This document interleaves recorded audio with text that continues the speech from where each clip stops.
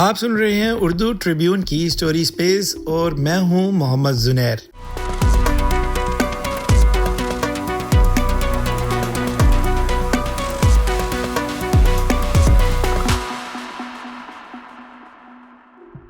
آج ہم بات کریں گے پاکستان کی سب سے قدیم اور سب سے بڑی تعلیمی درسگاہ پنجاب یونیورسٹی کی۔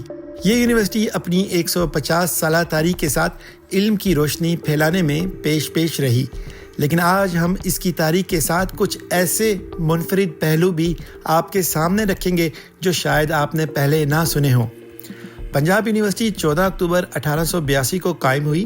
یہ بر صغیر کی چوتھی اور مسلمانوں کے لیے اعلیٰ تعلیم کا پہلا بڑا مرکز تھی۔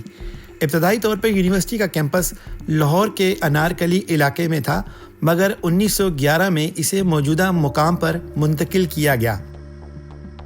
پاکستان کے قومی شاعر علامہ محمد اقبال نے بھی اپنی تعلیم پنجاب یونیورسٹی سے حاصل کی اور بعد میں یہاں بطور استاد خدمات انجام دی۔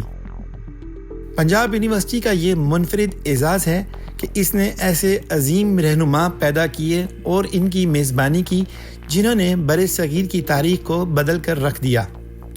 آج یونیورسٹی 1800 ایکڑ کے وسیع رقبے پر پھیلی ہوئی ہے، جہاں تقریباً 50,000 طلباء تعلیم حاصل کر رہے ہیں اور انہیں 1300 سے زائد پروفیسرز کی رہنمائی حاصل ہے۔